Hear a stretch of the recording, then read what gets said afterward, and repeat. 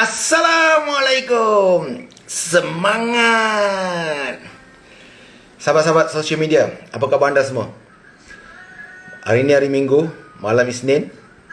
Untuk orang yang bekerja, dia dah mula fikir, alah esok nak pergi kerja, aduh, muka Monday blues akan datang. Tapi kita orang yang bebas, yang sentiasa aktif, tak kira hari apa, kita just move on. Okey, sahabat-sahabat, sekali lagi hari ini live dari Syamsul Bahri bin Mat Saleh. Sebelum saya share apa yang saya nak share, tajuk hari ini adalah skill yang bagus untuk sepanjang zaman. Ada skill-skill yang boleh digunakan sepanjang zaman. Sebelum tu saya nak share sikit lah pasal satu story. Pernah dengar tak perkataan gema? Gema, bila kita bercakap dia bergema kan. Dia bergema ni kadang dia lantun balik lah. Kisah ni seorang ayah dengan anak. Dia pergi hiking lah. Hiking kan, saya baru semalam saya hiking dekat Bukit Kuari, Trail Rawang tu, yang dekat dengan bypass tu. Jadi ayah dengan anak ni berjalan, dia pun pergi ke kawasan pergunungan lah. Dia bukan kawasan hutan biasa, pergunungan dia naik. Jadi dalam jalan-jalan tu, budak tu, anak kecil dia ni terlanggar, taklah kecil kan, tapi budak kecil lah. Dia terlanggar satu akak, dia terjatuh. Dia kata, "Aduh!" Itu dia dengar suara gema datang balik. "Aduh!" Kan biasa kan gema macam tu kan. Jadi budak ni pun heran lah. Dia kata, "Siapa kamu?" Suara datang balik, "Siapa kamu?" Lepas tu dia kata, "Bodohlah kamu." Suara tu datang balik, "Bodohlah kamu." Jadi dia kata, Ayah. Suara tu kata saya bodoh." Dia tak kenal saya siapa ni ya. Nah, itu gema lah nama ayah. Cuba nak dengar ayah cakap apa pula. "Kamu hebat." Suara datang, "Kamu hebat, kamu hebat." "Kamu handsome, kamu handsome." "Kamu berani, kamu berani." Kamu datang. Jadi anak tu heran, kenapa ayah dia tu bagus datang ni? Dia kata, ayah dia cakap, kehidupan ni, perbuatan kita adalah balikan daripada apa yang kita kata. Kalau kita kata kita hebat, kita akan jadi hebat. Tindakan kita adalah daripada kata-kata kita. Kalau kita kata kita lemah, tindakan kita adalah kerana kita lemah. Jadi pengajaran dia, setiap perkara kita kena lantunkan suara kita bahawa kita yang terbaik. Sebab tu bangun pagi ada orang bakal motivasi, kata dia tu tengok cermin, "You are the greatest. Engkau yang terbaik. Engkau hebat. Engkau sukses." Jadi kan, supaya cakap tu akan menjadikan darah daging dia. Itulah kisah gema. Saya hari ni, sebelum saya nak share tentang skill yang kita patut beri, patut ada sepanjang zaman ni, kita kena beberapa perkara tentang perubahan. Dia hari ni saya terbaca satu caption tau. Sebab tu yang saya fikir apa perubahan yang kita nak buat. Caption tu kata apa? Self-development is very painful. Pembangunan diri adalah sangat sukar. Change is very difficult.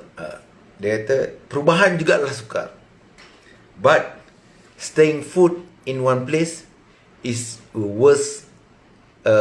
Is kesukaran yang paling sukar. Tapi dia kata membangunkan diri memang sangat sukar. Ada je halangan. Berubah pun sangat sukar. Ada je orang kata, tak payah berubah lah, apalah ni kan. Jadi, tetapi berada di tempat sama sangatlah sukar. So, berubah ni penting.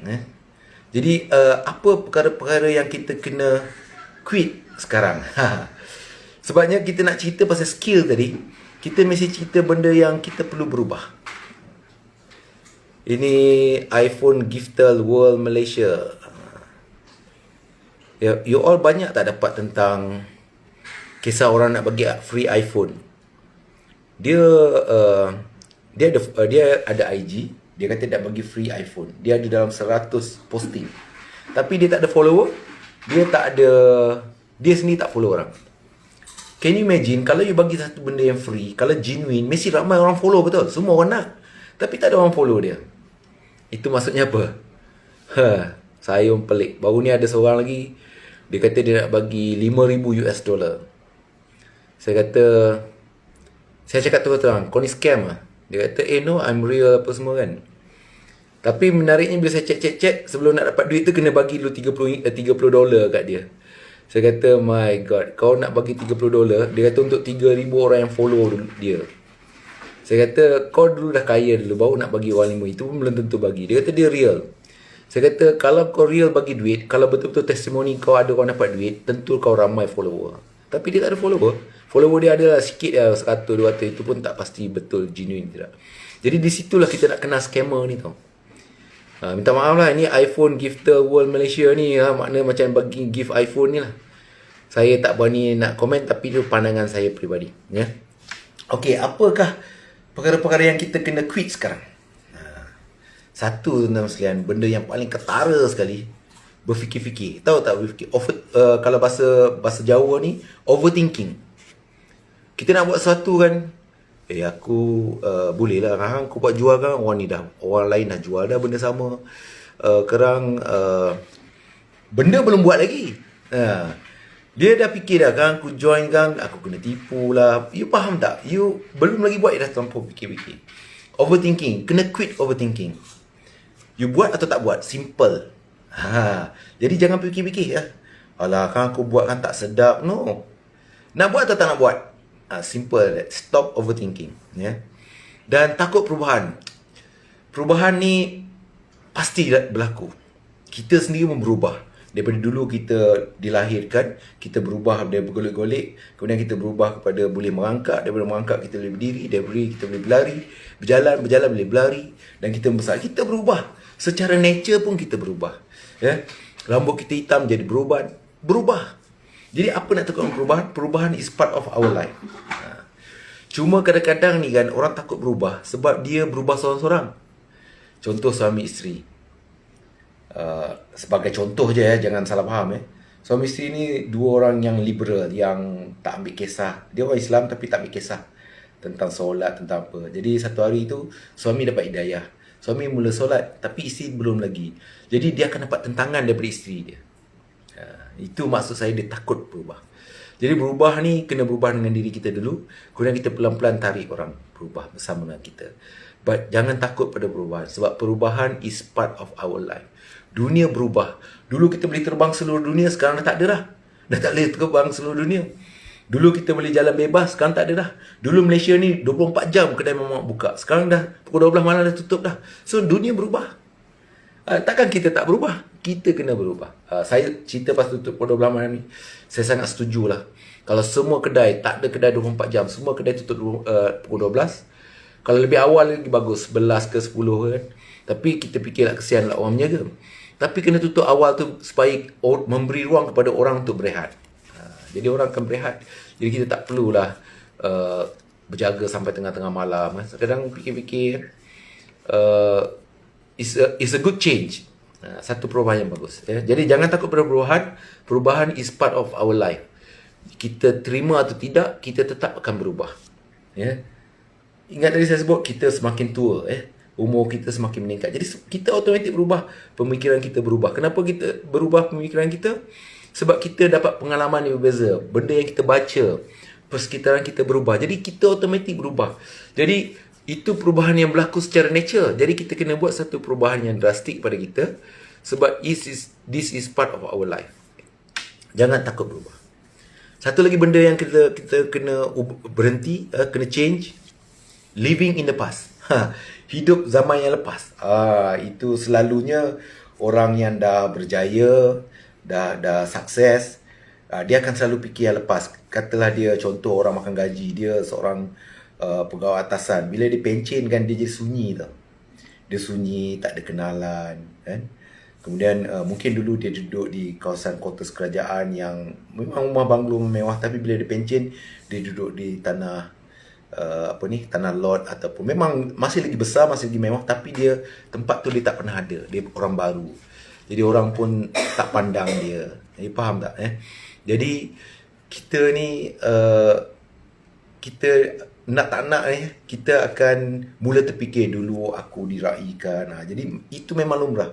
Kita berniaga, contoh kita berniaga dulu kita sukses, orang semua kerumun kita. Sekarang kita dah jatuh, orang semua lari. Jadi kita masih duduk di kisah yang lama. Jangan hidup di kisah lama. Contoh anak-anak kita anak-anak kita dibesarkan dalam keluarga yang sukses, keluarga yang berada. Kemudian bila dia menjalankan kehidupan dia sendiri, dia hanya makan gaji dia mungkin 1,000, 2,000, dia rasa macam satu pressure. Jadi dia mula terkenang-kenang dengan ayah dia melancong satu dunia setiap kali kan. Kemudian sekarang dia tak boleh dah, dia dah kahwin, tak cukup gaji dia. Jadi dia terkenang-kenang yang lama. So kita kena stop living in the past. We have to live in the present. Future is our plan, tapi we have to live hari ini. Jadi itu salah satu perkara yang lagi kena ubah. Ringkas je lah stop pleasing other people. Berhenti bagi orang pleasing ni macam bagi orang suka lah. Kita nak semua-semuanya orang tu kita nak jaga hati orang. No, you have to stop that.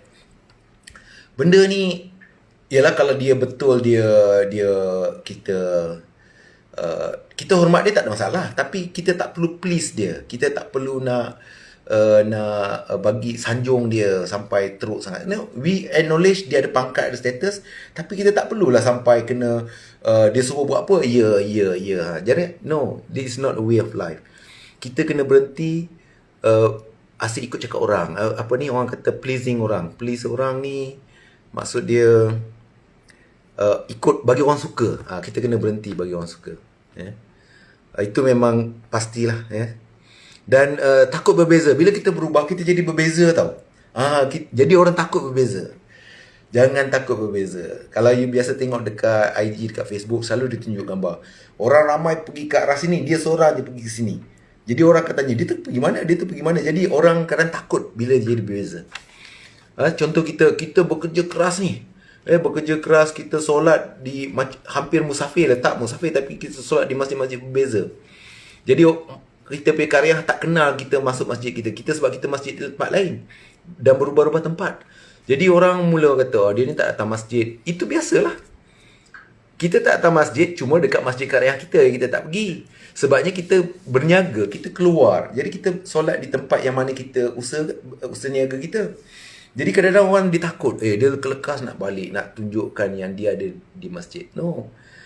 Pergi masjid bagus, tapi it's not necessary dekat tempat you. Kalau you tiba-tiba hari ni, contoh saya duduk di Kampung Batu Muda, tapi saya bekerja saya ada appointment di Bangsa. Takkan bila orang azan Zuhur saya kena balik ke Kampung Batu Muda? Saya stay lah dekat Masjid Bangsa tu. Masjid Sayyidina Abu Bakar. Solat lah situ. Itu kan petang waktu maghrib saya mungkin ada di Shah Alam. Solat lah di sana. So, kita jangan risau. Kita ni berbeza daripada orang lain. Kita jangan risau. Sebabnya kita yang tahu kenapa kita berbeza. Kita terlampau rajin. Contoh dalam kerja kan. Bila kita kerja, kita makan gaji. Bila kita rajin kan, orang akan tengok tu rajin tu nak bodek bos lah. Pedulikan apa orang cakap. Kita buat kerja kita, asalkan kita betul, kita buat lah. Janganlah kita buat benda yang tak betul. Jadi jangan takut berbeza.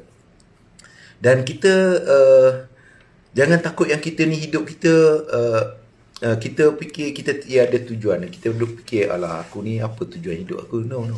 Everybody they have their own purpose. Setiap orang. Jadi jangan kita risau kita ni tiada tujuan. Sebagai suami, tujuan you menjaga rumah tangga you.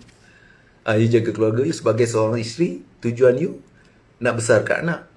Sebagai anak, tujuan you untuk membangunkan diri, menyara keluarga di masa depan. So, everybody ada dia punya purpose. Jangan kita ingat, apalah tujuan aku kat bumi ni. Allah turunkan aku kat bumi. No. Allah turunkan kita jadi khalifah di muka bumi ni. Khalifah tu is in every people punya environment lah. Bukan khalifah satu dunia. Rakyat dunia ada 6 bilion sekarang. Masing-masing semua dah khalifah. Jadi siapa nak bimbing? Kita khalifah kepada kita punya kelompok. Kita khalifah pada rumah tangga kita. Isteri khalifah kepada anak-anak dia. Anak-anak esok dia khalifah kepada keluarga dia sendiri. So, we are the khalifah. So, kita masing-masing ada purpose. Jangan takut yang kita tidak ada purpose. Kita ada purpose. Dan kita selalu fikir yang kita ni tak cukup baik. Alah, dia boleh lah, dia tu hebat. No. Kita cannot tell that to people. Dia sebenarnya, kalau 1,000 orang kata kita tak boleh, tak apa. Yang penting kita kata kita boleh atau tak boleh. Diri kita. Ya. So, kalau kita rasa kita tak cukup baik, kita mula menghad diri kita. Kita sepatut pergi lebih tinggi. Oh, dia, aku tak boleh lah kan. So, kita selalu fikir macam tu. We are good enough. Ya. Kita bukan perfect. Kita bukan cerita pasal perfect. Kita ada good enough untuk diri kita sendiri. So, kita jangan risau kita ni tak bagus lah. Jangan risau benda tu. Sure, kita ada kebaikan kita sendiri, kehebatan kita sendiri. So, kita kena cari je. Ya. Dan berhenti nak korbankan kebahagiaan diri untuk kebahagiaan orang. Seperti orang kata, jadilah seperti lilin, ya, membakar diri tapi menerangi hidup orang. No, kita bukan menjadi lilin. Kita jadi seperti matahari, menyinari bumi tapi dia tidak terkorban. Dia dah sifat dia panas, batu dia panas, dia planet yang panas. Jadi dia menyinari bumi tapi dia tidak terbakar. Istilah bakar tu macam lilin tu, dibakarkan dia habis. Dia cair habiskan. Bila dibakar, dia akan jadi cair. Dan dia akan habis. Jadi dia dikorbankan diri dia semata-mata untuk menerangi orang. Matahari, dia terbakar tetapi dia tidak terbakar. Maksudnya dia akan hapus, dia akan hilang. Dia bakar tapi dia menerangi seluruh alam. Kita boleh membahagiakan orang tetapi jangan kita tidak bahagia. Itu maksud dia. Kita bantu orang, tak apa. Tapi jangan sampai kita perlu bantuan. Itu maksud dia. Jangan kita terlampau korbankan diri kita sehingga kita untuk bahagiakan orang tapi sehingga kita berana. Tapi you kena ingat berbeza. Sebagai seorang suami, you berkorban untuk kebaikan keluarga dan you jadi penat. Itu tak sama.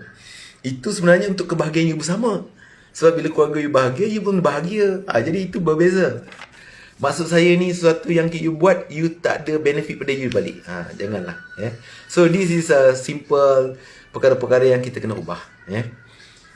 Saya tak ulang baliklah benda tu. Sebab itu datang pelan-pelan datang. Banyak lagi lah perkara-perkara yang kita perlu ubah. Jadi tajuk utama kita, skills yang kita yang bagus untuk sepanjang zaman. Assalamualaikum tuan. Dah habis topik tadi, ya. Topik berubah tadi, ya. Perkara yang perlu kita ubah. Sekarang saya nak masuk topik skill yang bagus sepanjang zaman. Skill yang bagus sepanjang zaman ni, ada banyak lah skill kan. Setengah-setengah skill tu mungkin masa kita kerja je. Contoh nak cerita macam mana, ya. Kalau komputer ni boleh pakai sepanjang zaman skill dia. Contoh engineer bahagian apa, bahagian mechanical. Dia cuma waktu kerja je ada penting dia, tapi dalam kehidupan dia sedikit sangat. Itu maksud saya. Itu bukan skill sepanjang zaman. Skill sepanjang zaman ni, satu, kita kena speak up to our rights. Maknanya kalau kita nampak tak betul tu, kita speak up. Tapi jangan kita marah, jangan kita tengking, kita kena speak up. Contoh yang biasa kita tak nak speak up, kita minta teh tarik sampai Nescafe tarik. Apa kita buat selalunya kita okeylah, boleh lah. Itu bukan speak up tau. Itu maknanya kita terima walaupun benda tu kita tak nak. Kalau speak up, kita cakap, minta maaf cik, saya tadi order teh tarik. Itu speak up, ya. Kita kena berkata benda walaupun kadang pedih, tapi kena cakap benar. Jangan diam. Kita nampak satu benda yang tak betul, kita diam, kita pendam. Jangan. Kita kena speak up, kena cakap.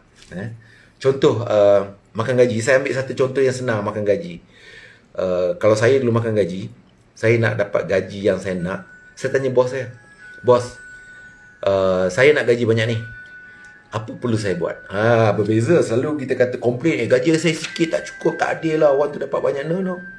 Simple. Saya kata, bos, saya nak gaji banyak ni, apa saya perlu buat? Dia bagi tahu saya ini. Saya kata ini. Berapa? 6 bulan, ya. Okey, dia bagi 6 bulan. Saya buat 6 bulan. Saya datang jumpa dia. Saya kata, bos, ini saya dah buat. What happened to me? Kalau dia bagi kenaikan, ya, mungkin tak seperti yang saya nak, tapi dia bagilah naik, kan. Saya boleh stay lagi. Tapi kalau dia kata, Syamsul, susah lah kan, ini saya pun ada majikan, ya. Saya kata, that's it. Saya terus resign. Ini cerita zaman muda saya tu. Speak up, ya. For our rights. Itu maksud saya, speak up atas untuk kepentingan kita. Bukan kepentingan, kita punya hak. Kita punya hak. Jadi tapi ialah dalam skop yang besar politik ni, kita Kalau kita speak up, kita jadi politician pula. Tapi that is not, I mean sampai macam tu lah. Tapi yalah, kalau kita tengok, saya salah satu, kalau ada cara you perasan tak, jalan raya kerajaan buat lebar, 2 lorong. Tapi jadi 1 lorong. Kenapa jadi 1 lorong?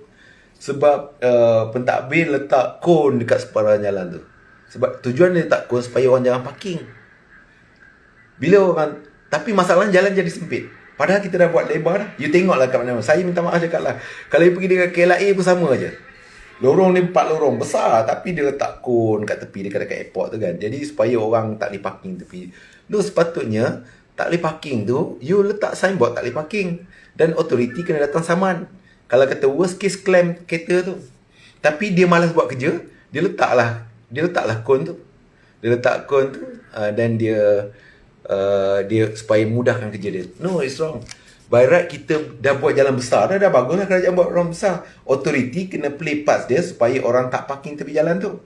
Dan kita sebagai pengguna, janganlah kita parking tempat macam tu sehingga menjalan laluan. Jadi authority dekat kawasan tu, dekat airport tu, dia malas nak pening-pening, dia letak kon sebelah dah. Jadi daripada 4 lorong jadi 3 lorong. Kan benda tu tak masuk akal. Dekat dengan kawasan rumah saya ni ada satu kawasan baru buka, Sentul Point tu. Kat Sentul Point tu, depan kedai tu dia ada 2 lorong, tapi jadi 1 lorong. Sebab apa? Sebab dia letak kon-kon kat sebelah tu supaya orang jangan parking. Does not make sense. Kita buat jalan besar supaya mudahkan kereta berjalan, tapi tidak, dia letak kon. Bila letak kon, dah tak boleh kereta jalan dua lane jadi 1 lane. Dia masing-masing, benda tu berputar. Satu, masyarakat tidak ada awareness. Jalan lebar tu bukan untuk you parking lah tempat betul. Itu awareness orang. So you kena train dia letak lah signboard, no parking here. Kalau parking kat sini kena clamp, kena saman. Jadi bila dia buat macam tu, barulah orang akan, kalau dia buat orang parking juga, samalah. Janganlah kita tak ada signboard, tapi dia obvious. Kalau kita bubuh line putih manjang tepi jalan tu, automatik tak boleh parking. Parking tak dapat parking sebenar. Ini tempat tu cantik tau. Dia ada 2 lorong dan dia ada tempat parking. Memang kita tak perlu parking kat tepi jalan, tapi dah letak 1 kon. Sebab kejahilan manusia tu sendiri, ataupun keangkuhan manusia, dia parking lah tepi jalan tu. Salah lah situ. Jadi semua pihak lah kena main peranan. Pemaju dah betul dah buat 2 lane, tapi authority, security kat situ, polis malas nak saman, security tu malas nak halau orang. Jadi dia letak kon, mudahkan kerja dia kononnya. Dan kita pula sebagai masyarakat, kita tak parking di tempat yang betul, maka terpaksa lah buat kon. So benda ni macam berputar-putar balik lah. Kadang it is something that speak up, tapi macam benda macam tu payahlah nak speak up. Sebab saya nobody.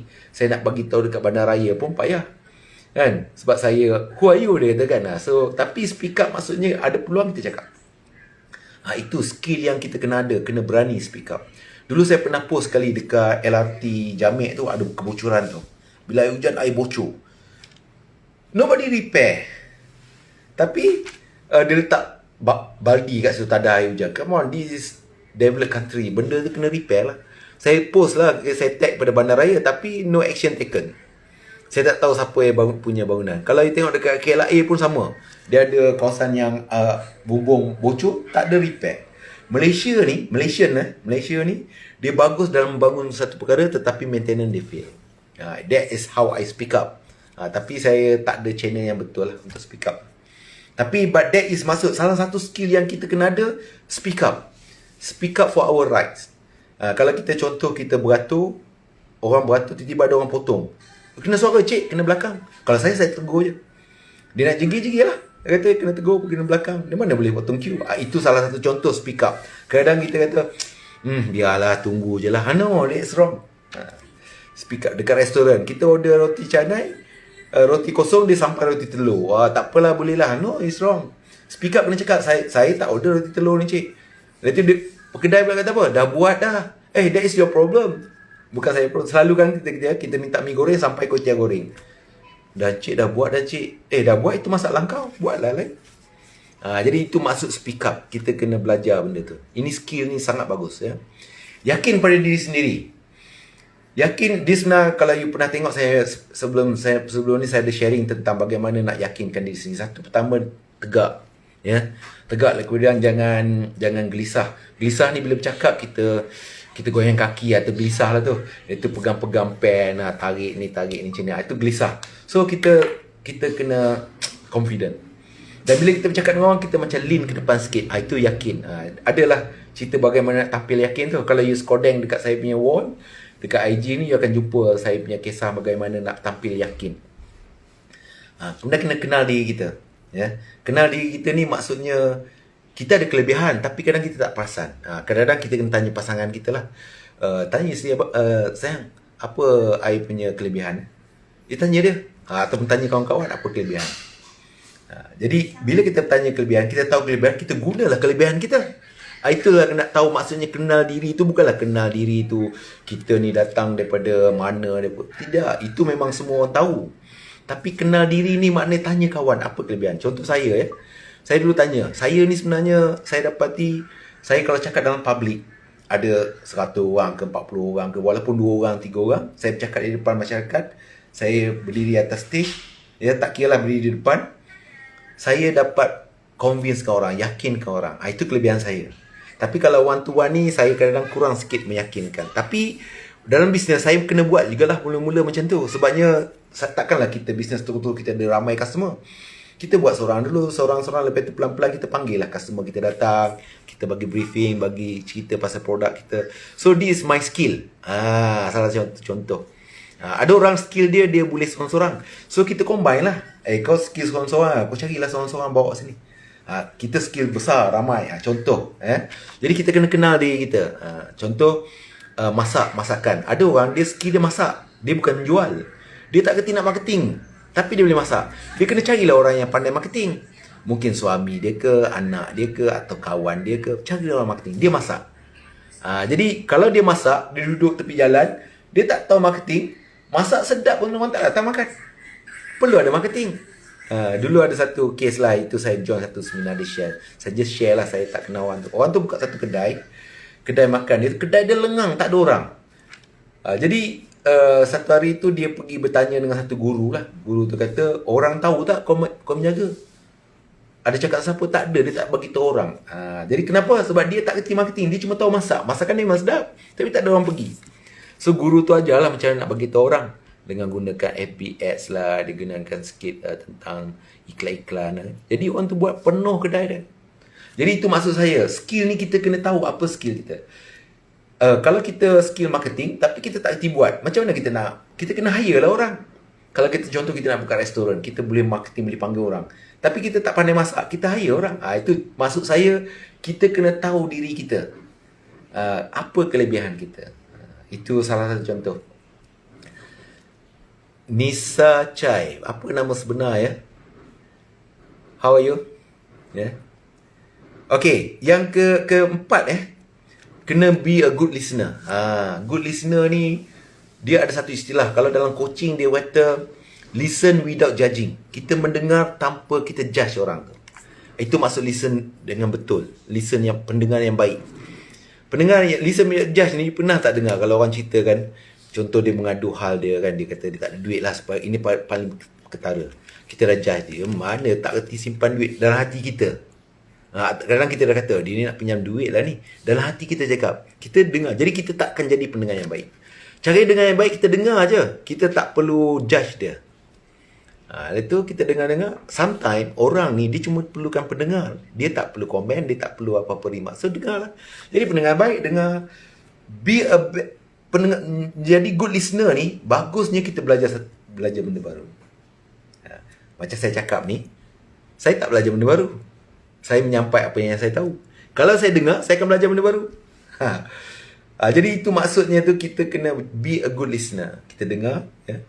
Jangan kita block dia. Contoh kadang-kadang ada orang dia cerita, aku baru balik daripada London lah kan. Oh, kita pula sampuk. London dekat London Bridge tu ada ni. Kawan tu baru balik, dah tak jadi cerita. Biarlah dia cerita. Walaupun kita dah sampai London Bridge tu, biar dia cerita, dia lepaskan seronok dia tu. Itu maksud saya be a good listener. Kita cerita ada orang pergi KLCC, lepas tu hati kita kata, alah KLCC pun nak syok sangat. Aku depan rumah aku je contoh. Orang KL pun dia tak pernah sampai KLCC setengah tu. So, bila orang cakap cerita pasal KLCC, kita dengar. Dari situ saya banyak belajar benda-benda baru yang saya tak tahu dekat KLCC. Sebab KLCC tu kan besar. Keliling, di mana kita sempat pergi semua tempat. Kedai-kedai makan dia yang sedap-sedap pun kita tak tahu. So, kita kena be a little good listener. Orang cerita, dekat KLCC ni ada kedai. Kita pula tambah lagi, KLCC tu adalah tempat aku main kan. Jadi dia terus berhenti cerita. Bila dia berhenti cerita, rugi tak kita? Kita tak tahu apa dia nak cerita. Tapi kalau kita dengar betul-betul, dalam KLCC tu kan, ada satu kedai makan dia sedap lah. Tapi kedai tu dah tak ada dah tutup lah. Tapi memang kedai tu, dalam banyak-banyak kedai tu, satu kedai kakak ni masakan dia tu, dia nak kata Malaysian punya masak, tak, tapi Malaysian taste lah, sedap.